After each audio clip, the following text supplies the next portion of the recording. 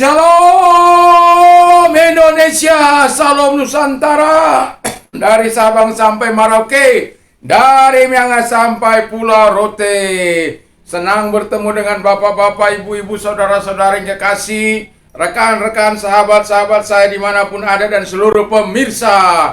Tuhan Yesus memberkati. Tuhan Yesus sayang kepada kita semuanya, dan saya berdoa supaya semangat Tuhan, urapan Allah, kekuatan Tuhan, penyertaan Allah senantiasa menyertai kita dalam menjalani hari-hari kehidupan kita. Puji nama Tuhan. Ini adalah seri terakhir dari Tuhan Sanggup, ya.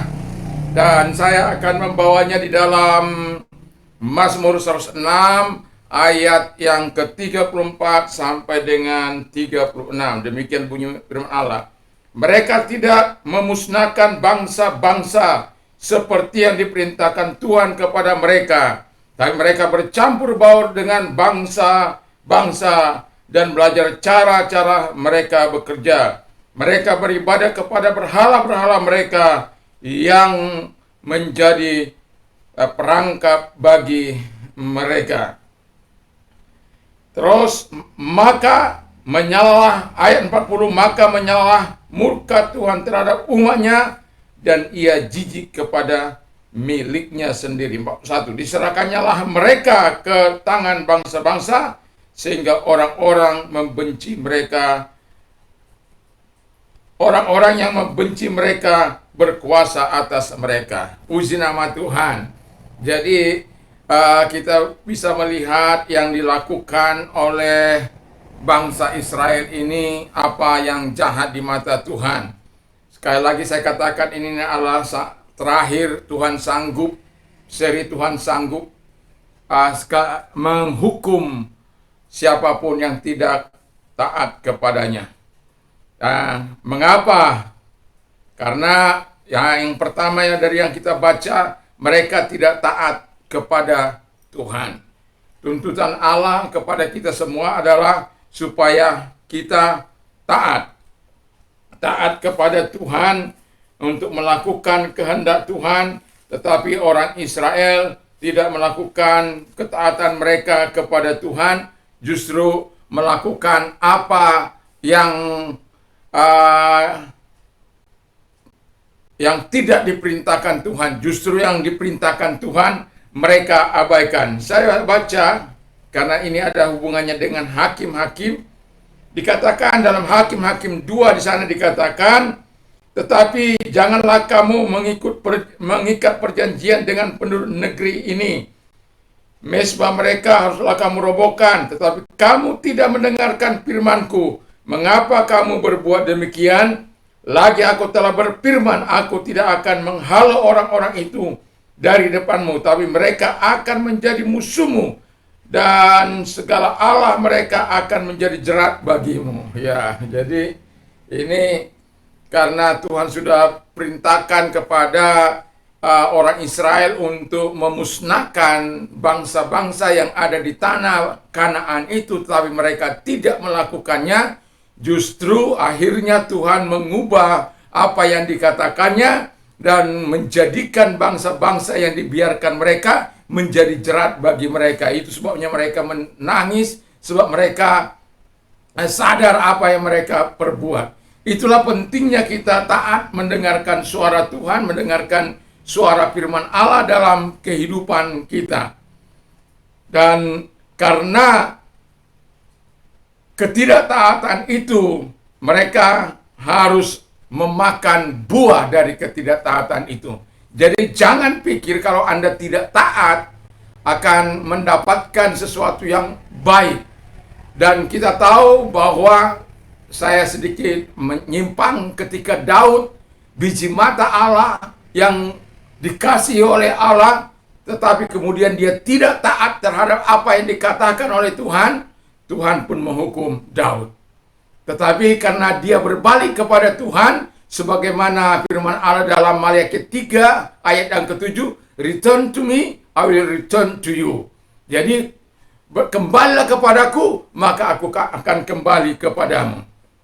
Jadi di dalam kehidupan kita sebagai orang percaya, Mari kita taat kepada Tuhan, apa yang diperintahkan Tuhan, dan berikhtiarlah dalam kehidupan kita, supaya kita menjadi orang-orang yang setia kepada Tuhan, orang-orang yang taat kepada Tuhan, orang-orang yang mengasihi Tuhan, orang-orang yang memuliakan Tuhan, dan orang-orang yang mengasihi sesama sebagaimana perintah Allah kepada kita. Dan ketika kita taat, kita layak akan menikmati buahnya, dan ketika kita taat, generasi kita juga akan menikmati buahnya selama generasi kita juga mengikuti apa yang dikatakan oleh Tuhan atau taat kepada apa yang diperintahkan Tuhan. Yang kedua, kata firman Allah, mereka beribadah kepada berhala, bukan kepada Allah yang hidup. Waduh, ya. Mereka sudah, kalau dalam 2 Timotius 3 ayat 5, secara lahiriah mereka menjalankan ibadah, tapi pada hakikatnya menolak atau memungkiri kekuatan ibadah itu sendiri.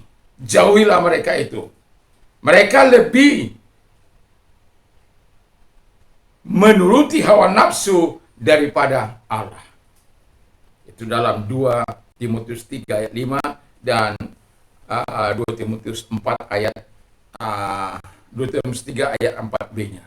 Jadi mereka beribadah tapi memungkiri kekuatan kuasa dari ibadah itu sendiri. Mereka melakukan apa yang tidak berkenan.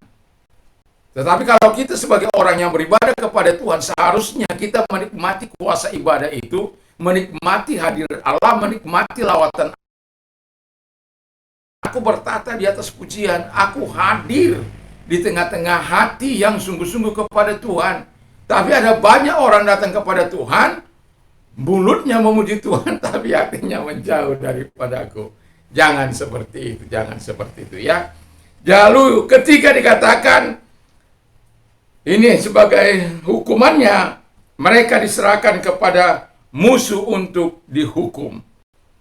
Pasal Hakim-Hakim pasal 3 ayat yang ke-7 dikatakan di sana, orang Israel melakukan apa yang jahat di mata Tuhan, mereka melupakan Tuhan. Jadi mereka melupakan Tuhan, mereka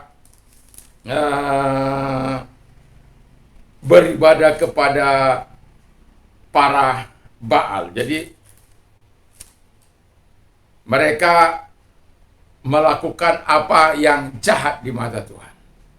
Jadi melakukan apa yang jahat di mata Tuhan, terus kemudian melupakan Tuhan, menyembah para Baal dan Aserah ya.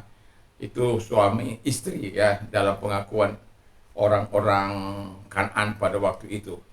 Mereka sama-sama yang memberikan kesuburan bagi tanah Kanaan. Kemarin saya sudah tentang berkata Baal itu adalah Tuhan, atau dewa, atau Aserah adalah dewi, atau istri daripada Baal, yang sama-sama melakukan apa yang mencerat bangsa Israel. Dan simbol dari Aserah itu sendiri adalah pohon-pohon yang rimbun, lalu kemudian tiang-tiang berhala, yang membuat orang Israel terjerat. Nah, ketika orang Israel melakukan apa yang jahat di mata Tuhan, lalu kemudian melupakan Tuhan dan beribadah kepada dewa-dewi itu, maka Tuhan datang kepada mereka, menghukum mereka, yang kalau kita baca di dalam Hakim-Hakim 3, kita akan lihat bagaimana ketika mereka pada akhirnya dijual oleh Tuhan, ditindas oleh Tuhan. Kalau dalam kisah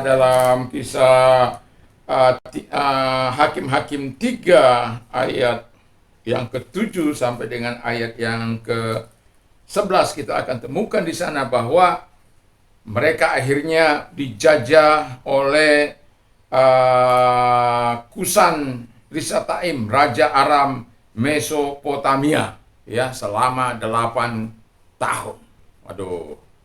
Jadi setiap kali orang Israel, kalau Anda baca Hakim-Hakim ini, sebenarnya kan Tuhan sudah katakan waktu mereka mau masuk tanah Kanaan untuk memusnahkan, tetapi mereka tidak memusnahkan. Justru mereka membiarkan hidup berdampingan dengan mereka. Dan pada akhirnya Tuhan mengatakan, aku akan buat bangsa-bangsa itu menjadi jerat bagimu. Supaya apa? Kalau kita baca dalam pasal 3, adalah di ayat yang kedua, maka maksudnya hanyalah supaya keturunan-keturunan orang Israel yang tidak mengenal perang, yang sudah dilatih berperang oleh Tuhan.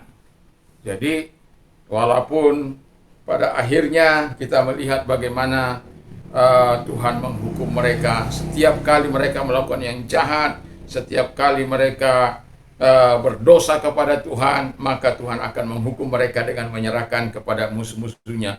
Tapi kalau mereka berteriak kepada Tuhan, mereka akan dilawan oleh Tuhan kembali. Sebab memang Tuhan itu sangat konsisten melakukan firman-Nya. Kalau sebagaimana Malaikat 3 tadi saya katakan ayat yang ke-7, return to me, I will return to you. Kembalilah kepadaku, maka aku akan kembali kepadamu. Jadi kalau Tuhan pun sudah menghukum bangsa Israel dan mereka berbalik, Tuhan akan segera berbalik kepada bangsa ini. Sekalipun bangsa ini bangsa yang tegar tengkuk, makanya seringkali mereka melupakan Tuhan, karena mereka tahu rahasianya. Kalau kami berbalik kepada Tuhan, Tuhan berbalik kepada kami. Tapi jangan kita punya prinsip seperti itu, jangan. Nanti sore saya akan membawa bagaimana sebenarnya kehidupan orang-orang yang menjadi berkat di hadapan Tuhan, walaupun di tanah pembuangan, ya, walaupun di tanah pengasingan, walaupun di tanah jajahan, tapi mereka dapat menunjukkan jati diri mereka sebagai orang-orang yang brilian, sebagai orang-orang cemerlang. Itu bagaimana Sadrak, Mesak, Abednego dan Daniel hidup di masa pembuangan di Babel. Oleh karena Tuhan menyertai mereka. Mereka adalah orang-orang yang taat. Mereka adalah orang-orang yang mengasihi Tuhan. Mereka adalah orang-orang yang memperdulikan Tuhan. Sehingga Tuhan pun melakukan yang terbaik dalam kehidupan. Jadi jangan tidak taat kepada Tuhan. Jangan beribadah kepada ilah-ilah asing. Tapi beribadahlah kepada Allah supaya kita menikmati kasih dan kuasa-Nya.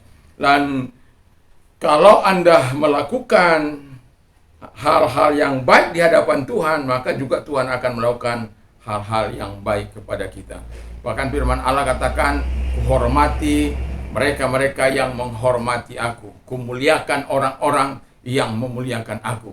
Biarlah kita orang-orang yang menghormati Tuhan, orang-orang yang memuliakan Tuhan, orang-orang yang mengasihi Tuhan, dan orang-orang yang setia kepada Tuhan, dan orang-orang yang taat kepada Tuhan dan mengasihi sesama kita. Puji nama Tuhan, mari kita tunduk kepala dan kita berdoa. Terima kasih Tuhan Bapa di surga, berkati firman-Mu, berkati para pemimpin kami, presiden dan wakil presiden dalam menjalankan roda pemerintahan di negeri kami ini Tuhan.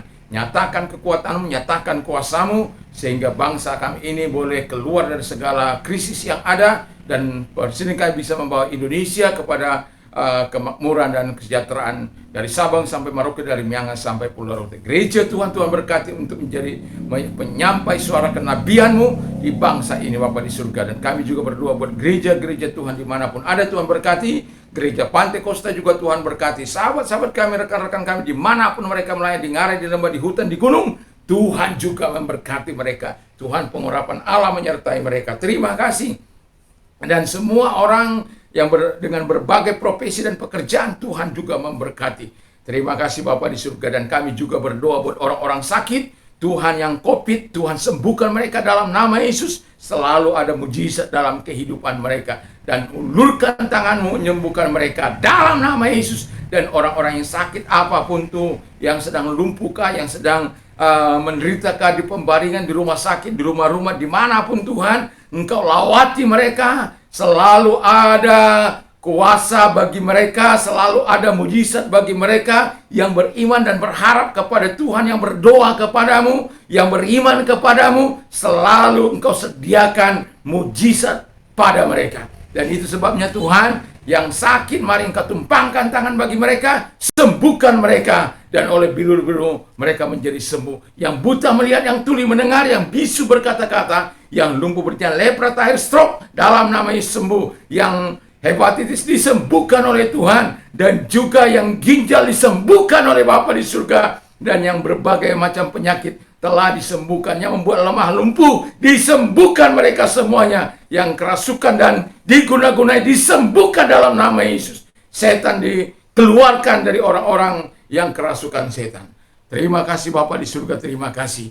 Dan kami juga berdoa bagi mereka-mereka yang berdampak. Mari Engkau Tuhan Allah menyatakan kasih-Mu bagi mereka. Kalau Engkau orang yang angkat kedua belah tangan-Mu, Bapa, lihat mereka yang mengangkat kedua belah tangan mereka. Mereka datang kepadamu sebab Engkau yang berkata, marilah kepadaku hai kamu yang lesu dan berbeban, aku akan memberikan kelegaan kepadamu. Berserulah kepadaku pada waktu kesesakan, maka aku akan meluputkan engkau dan engkau akan memuliakan aku. Dan itulah sebabnya Tuhan, tolong mereka, genggam tangan mereka, Engkau hadir bersama dengan mereka, Roh Kudus mengurapi mereka, sehingga mereka berkata segala perkara dapat kutanggung di dalam Dia memberi kekuatan kepadaku. Mereka tidak akan melakukan jalan-jalan pintas atau perampokan, pembunuhan, pencurian, korupsi, dan lain sebagainya. Tapi mereka adalah orang yang melakukan apa yang berkenan di hadapan Tuhan, sekalipun dalam keadaan situasi yang sangat berat. Tapi kami tetap percaya selalu ada jalan keluar tepat pada waktunya Engkau berikan kepada mereka. Sehingga permasalahan mereka, baik ekonomi, utang-utang,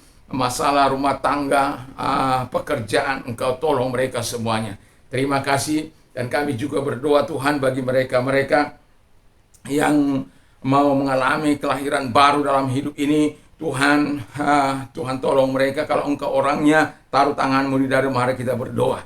Bapa di surga, Tuhan, lihat mereka yang menaruh tangan mereka di dada, karena kami percaya bahwa setiap orang yang berdosa itulah Engkau cari. Engkau datang bukan mencari orang benar, tapi orang berdosa. Dan mereka datang kepadamu, menyerahkan kehidupan mereka kepadamu, lepaskan mereka dari segala ikatan dosa, sama seperti Engkau melepaskan Saulus menjadi alat-Mu, menjadi hamba-Mu Tuhan. Dan pakai juga mereka sehingga mereka mengalami transformasi ilahi, sehingga mereka melakukan apa yang berkenan di hadapan Tuhan dan menyenangkan hati Tuhan. Pakai mereka sebagai hamba-hamba-Mu untuk mempermuliakan Engkau dan memasukkan nama-Mu di muka bumi ini. Terima kasih Tuhan. Kami bersyukur, kami berterima kasih. Kalau Engkau mau menerima Yesus sebagai Tuhan dan Juru Selamat-Mu, taruh tangan-Mu di dada dan dengarkan firman Allah. Di bawah kolong langit ini tiada nama lain yang diberikan kepada manusia yang olehnya kita dapat diselamatkan selain di dalam nama Yesus. Dan itulah sebabnya saya mau katakan, keputusanmu sudah tepat. Kalau engkau orangnya, taruh tanganmu di dada, mari ikuti saya berdoa. Tuhan Yesus, saya sadar saya orang berdosa, saya butuh Tuhan. Saya mengaku segala dosa dan kejahatanku. Sucikan aku dari segala dosa dan kejahatan, dan masuklah dalam hatiku Tuhan, dan menjadi raja, menjadi Tuhan, jadi penguasa selama-lamanya dalam kehidupanku. Dan saat ini ku percaya sudah menerima hidup kekal dan menjadi warga negara surga. Terima kasih. Dan bagi mereka generasi muda, kami berdoa, karena kami tahu ada banyak generasi muda yang melakukan apa yang jahat di mata Tuhan, tawuran, pencurian, perisik, dan lain sebagainya. Tuhan Bapa di surga, pemerkosaan, pembunuhan, narkoba, dan berbagai-bagai kejahatan lainnya. Kami berdoa kepada mereka, generasi ini Tuhan, sehingga Tuhan melawat mereka, menolong mereka, menjadi alat di tangan Tuhan di masa-masa yang akan datang. Tuhan ubahkan mereka, transformasi juga mereka orang-orang muda. Sama kami tahu dalam firman-Mu Tuhan, bagaimana Sadrak, Mesak, Abednego, dan Daniel yang hidup bersama dengan Engkau, yang takut akan Tuhan, dan Engkau memberkati mereka dalam pemerintahan, seperti juga Yusuf dan Nehemia dan lain sebagainya. Mereka-mereka yang melakukan perkara-perkara besar dalam bidang rohani, seperti Samuel, Paulus, dan juga para murid-Mu, Timotius. Tuhan, Engkau adalah Allah yang menolong mereka semua. Terima kasih. Dan mereka pelaku-pelaku bisnis seperti Abraham, Isa, dan Yakub, Engkau nyatakan kemurahan dan kebaikan bagi mereka. Terpujilah Engkau Tuhan. Kami bersyukur, kami berterima kasih. Orang-orang muda ketika mereka memimpin bangsa ini akan dibawa kepada kemakmuran, kejayaan. Nama-Mu dipuji dan dipermuliakan, karena mereka adalah orang-orang yang takut akan Tuhan, yang melakukan apa yang adil dan benar. Di dalam nama Yesus kami bersyukur. Haleluya, haleluya, amin. Tuhan Yesus memberkati kita, dan bagi kita yang mau beraktivitas pada pagi hari ini, ingatlah Tuhan Yesus menyertai engkau, dan Alkitab mengatakan dengan jelas bahwa ketika kita menyadari bahwa Tuhan itu menyertai kita, sehingga pikiran kita, perkataan kita, perbuatan kita, tindakan kita adalah tindakan yang mencerminkan Dia dalam kehidupan ini. Terima kasih, Tuhan Yesus memberkati. Dan bagi Anda yang sudah menerima Yesus sebagai Tuhan dan Juru Selamat, selamat bagi Anda, setialah beribadah kepada Tuhan. Dan Anda yang sudah menikmati kasih dan kuasa-Nya, mari saksikan kemurahan Tuhan itu bagi sesama kita. Puji nama Tuhan. Damai sejahtera Allah yang melampaui segala akal akan melihara hati dan pikiran dalam Kristus Yesus. Dan berbahagialah orang yang mendengar dan menyimpan dan melakukan firman Allah dalam hidupnya. Iman timbul dari pendengaran firman. Apa saja yang orang lain ingin lakukan kepadamu, lakukan juga demikian kepada mereka. Laku akan mencukupi segala kebutuhan menurut kekayaan dan kemuliaan dalam Kristus Yesus. Dan apa saja yang kau minta dan doakan, percayalah bahwa engkau sudah menerimanya. Maka hal itu akan diberikan kepadamu. Yakin, percaya. Tertawalah dengan orang yang tertawa, menangislah dengan orang yang menangis. Saya tetap berdoa kepada Tuhan sehingga setiap kita dapat berkata, segala perkara dapat kutanggung di dalam Dia Yesus yang berikan kekuatan kepadaku.